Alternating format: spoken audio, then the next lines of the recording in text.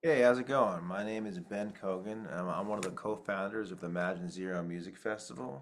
Imagine Zero is an aspiring zero waste and zero carbon emissions music festival, and this is our second year doing it. So we're supposed to be a little bit better than last year. At least it's a little bit easier because we have, some idea of what we're doing. Um, Excuse me. I want to take a second and talk to you guys about the sustainability initiatives that are happening at the Imagine Zero Music Festival. Um, Imagine Zero Music's Fest mission is to have a festival that's zero carbon and zero waste. That means having the show entirely powered by renewable energy and have no trash. We know it's unlikely to get all the way there for now, but we think it's worth it a shot to see how close we can get. Here's a breakdown of the carbon footprint of a festival or a tour. So, audience travel. Oh, I can use this fun little. Come on, let me do it, please. Uh, Nice. All right, I can use the annotator. Let's start with the venues. Okay, so this here, venues, 34% of the carbon emissions of a tour. And so let's take a look at what we're doing for that. Annotate. That thing's still up. I gotta get rid of that somehow. Undo. Boop. Okay, so everything on stage is powered by this solar trailer that you see over here. Just gonna do this thing again. Um, the solar trailer. It's all everything. Also, all the amps, the PA, the microphones, the guitars, all that stuff is plugged into the solar trailer, and that's where we get all the power for the venue. The venue is outside, so there's no heating or air conditioning. That's a big source of carbon emissions for a venue. The solar trailer, this particular one, is being driven over in a electric vehicle that's being charged by the sun, and then we're attempting to power food vendors that need electricity with EVs. And so that's a way that are also charged from the sun. Um, and we're doing our best to try to make all like the food prep powered by renewable energy. Not all that is possible now, but it's something that we're working at. So that is the select. Nope, maybe this one. That is that part of the festival. And so now we're going to go into audience travel. Can I move this thing over? No, I can't. So audience travel. Let's see if I can do this again. Annotate. Year 3, I'll really know how to do this. Audience travel. Where are you? Here we go. Draw. Okay. Audience travel here. 33% of carbon emissions for a music festival. Now, this is a big one to try to tackle. So the way that we're trying to go through that is, let's get rid of this last thing here. Okay, this is a really big one. So we're encouraging fans to carpool with a raffle. So anybody that carpools, and we're defining carpool as 3 or more people to a car, once you get the ticketing, they're going to ask if you carpooled, if you took the bus, and if you did that, then you're going to get a little raffle ticket. We're trying to decide exactly what that raffle ticket is going to be, but you're going to get a ticket.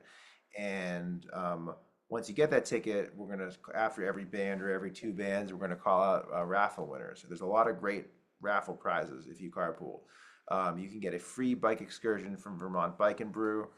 I can give you a guitar, bass, or a piano lesson. Wine from Fable Farm, free tickets to next year's events, 2 nights at any one of the Ohana Inn locations. They're one of our presenting sponsors for our show. Sleep Woodstock is, and they have a few locations: Trenton, Maine, Stonington, Maine, Woodstock, Vermont. That is Sleep Woodstock, and then Manchester, Vermont. I also have a list of other places that I'm going to read off now: the Woodstock Farmers Market, gift certificates to all of these are good certificates. Woodstock Farmers Market, Yankee Bookshop, Echo Market, Woodstock Scoops, Vermont Eclectic, The Village Butcher, and Woody's Mercantile. These are all local businesses in Woodstock. So that should, hopefully encourage you to carpool. Taking a shuttle bus is also going to be great. This was unconfirmed at the time, but we are going full steam ahead with this shuttle bus. We are trying to make it an e-bus, but if not, it's just going to be a regular bus. The e-bus, there's complications with figuring out because it came through a grant, and we're trying to see if it's eligible for this event. So we're working on it. So hopefully that works. But it is confirmed we're definitely going to take a bus. Having having 10 or 15 people in a bus is definitely more less carbon emissions than taking 4 or 5 cars. So we're going to try to have that happen. And you also get entered into a raffle if you take the shuttle bus. And it's going to be running every hour and a half from downtown Woodstock outside the library, the Norman Williams Library. There's also going to be a stop at the high school. So if you're driving in, then you want to take the bus from there, you can also do that. So those are some of the options for the shuttle buses, the shuttle bus service, and the carpooling. And so if you also drive an EV, we want to let you know where those EV locations are. So there's one in Woodstock, there's 2 at the Woodstock end, 2 level 2 Tesla chargers, and there's 2 chargers at the East End Park, which is in Woodstock, and that's 20 minutes from the venue. There's 1 Tesla and 1 J1772. There's 1 in Quechee Village. The DC fast charger has never worked for me. Maybe this video sparks them to fix it. It's very irritating, but the 2 J1772s, those do work. There's a fast charger in Bethel at the GMP office. It's a flow charger, and that is 18 minutes from the venue. There's 2 good charge point, like level 3, aka 2 DC fast chargers. That is 35 minutes from the venue in White River Junction. And then there are 4 level 2 chargers at the Vermont Law School in South Royalton. So that's how we're trying to tackle both. That's how we're trying to tackle travel. So yeah, audience travel and venues. So we just covered those 2 parts of it. Now the next part is zero waste.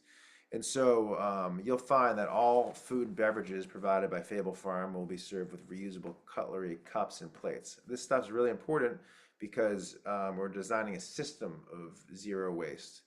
And if you design it well, you don't have to think about it too much. Like we're not gonna have, besides napkins, there's gonna be nothing there that's gonna be intended to be thrown out or recycled.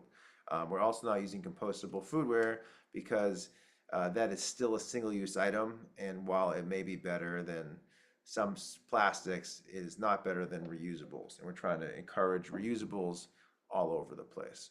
And so all the food and beverages, they're going to have like mason jars for beer and sort of smaller ones for wine, and then they have some cups that you can, like plastic cups that you can use for water, or you can bring your own water bottle. So any one of those is what's going to happen there.